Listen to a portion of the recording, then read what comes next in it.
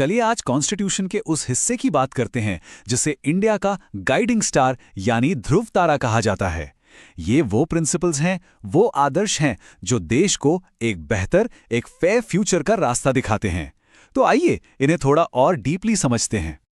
हम सब ने गांव में पंचायत्स के बारे में सुना है, इक्वल पे फॉर इक्वल वर्क की बात भी सुनी है, एनवायरनमेंट को प्रोटेक्ट करना चाहिए, ये तो हम रोज सुनते हैं। लेकिन कभी सोचा है कि ये सारे प्रोग्रेसिव आइडियाज आते कहाँ से हैं? इनकी जड़, इनकी नींव कहाँ है? तो इसका जवाब है हमारे संविधान के एक बहुत ही खास चैप्टर में। इसका नाम है the directive principles of state policy, short में डीएसपी। यही वो चैप्टर है जो इंडिया के लिए एक बेहतर कल का ब्लूप्रिंट, एक पूरा रोड मैप देता है। अच्छा, तो डीएसपी का आखिर मतलब क्या है? बिल्कुल सिंपल शब्दों में समझें तो ये हमारे कॉन्स्टिट्यूशन की टू डू लिस्ट है। एक ऐसी लिस्ट जो देश की सरकार को बताती है कि देश को आगे ले जाने के लिए उन्हें क्या-क्या करना है। और ये सिर्फ एक आम लिस्ट नहीं है। आर्टिकल 370 खुद कहता है कि डीपीएसपी देश चलाने के लिए यानी गवर्नेंस के लिए फंडामेंटल हैं, एकदम जरूरी हैं। और जब भी सरकार कोई कानून या पॉलिसी बनाएगी तो ये उसकी ड्यूटी है, उसका कर्तव्य है कि वो इन प्रिंसिपल्स को ध्यान में रखे। लेकिन यहाँ एक बहुत बड़ा ट्विस्ट है, एक बहुत बड़ा फर्क है इन डायरेक्टिव प्रिंसिपल्स और हमारे फंडामेंटल राइट्स यानी मौलिक अधिकारों के बीच। और इस फर्क को समझना पूरे टॉपिक को समझने के लिए सबसे जरूरी है। देखिए, फंडामेंटल राइट्स जस्टिशिएबल होते हैं, मतलब अगर कोई उन्हें छीनता है तो हम सीधे कोर्ट जा सकते हैं अपने हक के लिए। पर डीएसपी नॉन जस्टिशिएबल हैं। इसका मतलब ये हुआ कि अगर सरकार इनमें से कोई काम नहीं करती तो हम उसे कोर्ट में चैलेंज नहीं कर सकते। ये एक मॉरल डायरेक्शन है, कोई लीगल कंपल्शन नहीं। तो अब सवाल उठता है कि अगर इनके लिए कोर्ट जा ही नहीं सकते तो इन डीएसपी में ऐसा है क्या? असल में डीएसपी हमारे देश को बनाने वालों के बड़े सपने हैं। आजाद भारत के लिए उनका विजन, उनका ब्लूप्रिंट कि देश को कैसा होना चाहिए। इन गोल्स में सबसे पहले आती है एक फेयर सोसाइटी बनाने की बात। जैसे आर्टिकल 38 कहता है कि इनकम इनइक्वालिटी कम करो। आर्टिकल 39A कहता है गरीबों को फ्री में लीगल हेल्प दो। आर्टिकल 42 ऐसी जगह काम करने की बात करता है जहां इंसानों जैसा सलूक हो और महिलाओं को मैटरनिटी रिलीफ मिले। ये सब मिलकर एक बेहतर समाज की नींव रखते हैं। इनमें से एक आर्टिकल 39 इतने इंपॉर्टेंट इंपॉर्टेंट आइडियाज से भरा हुआ है कि उसे याद रखना थोड़ा मुश्किल हो सकता है। लेकिन फिक्र मत कीजिए, इसको याद करने की एक जबरदस्त ट्रिक भी है। ये देखिए, एकदम निंजा टेक्निक है। बस एक छोटा सा फ्रेज याद रखना है, LDC गोज टू PHC। अजीब लग रहा है ना? पर आइए इस कोड को क्रैक करते हैं। तो चलिए डिकोड करते हैं। L से लाइवलीहुड यानी सबको रोजी रोटी मिले। D से डिस्ट्रीब्यूशन ऑफ रिसोर्सेज। C से कॉन्सेंट्रेशन ऑफ वेल्थ को रोकना यानी पैसा कुछ ही हाथों में ना रह जाए। P से इक्वल पे।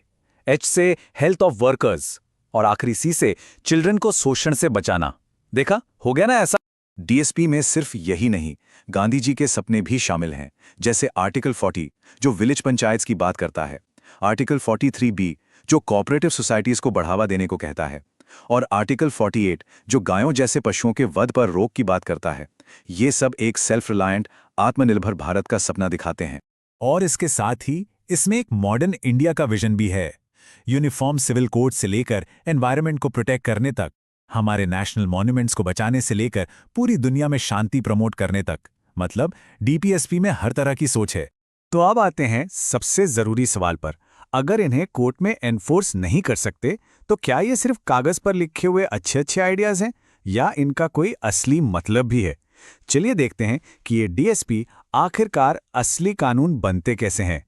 तो सवाल वही है, अगर सरकार को कोर्ट नहीं ले जा सकते तो इन डीएसपी का एक्चुअल पॉइंट क्या है, फायदा क्या है?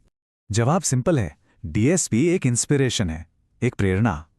ये सरकारों पर एक मॉरल प्रेशर बनाते हैं कि वो इन आइडियल्स को ध्यान में रखकर देश के लिए कानून बनाएं। ये पॉलिसी मेकिंग के लिए एक नॉर्थ स्टार की तरह काम करते हैं। चलिए इसे एक रियल एग्जाम्पल से समझते हैं। स्टेप 1, कॉन्स्टिट्यूशन के आर्टिकल 48A में एक आइडिया है, एनवायरनमेंट को प्रोटेक्ट करना है। स्टेप 2, सरकार इस आइडिया से इंस्पायर हुई और पार्लियामेंट ने वाइल्ड लाइफ प्रोटेक्शन एक्ट और फॉरेस्ट कंजर्वेशन एक्ट जैसे कानून पास किए। और स्टेप 3, रिजल्ट क्या हुआ? जो पहले सिर्फ एक आइडिया था, एक गोल था, अब वो एक सख्त कोर्ट में एनफोर्स होने वाला कानून है। इस तरह डीपीएसपी आइडियाज को एक्शन में बदलते हैं। तो इस पूरी चर्चा से हमें क्या समझना है? आज के टाइम में इन डीपीएसपीज की इंपॉर्टेंस क्या है? चलिए फाइनल टेक अवे देखते हैं। कहा जाता है कि डीएसपी हमारे संविधान की कॉन्शियंस हैं, उसकी अंतरात्मा है। ये हमें हमेशा याद दिलाते रहते हैं कि हमारे देश के बुनियादी आदर्श, हमारी बुनियादी वैल्यूज क्या हैं। और इसे समझने का एक और बहुत पावरफुल तरीका है। डीएसपी को एक रिपोर्ट कार्ड की तरह देखिए।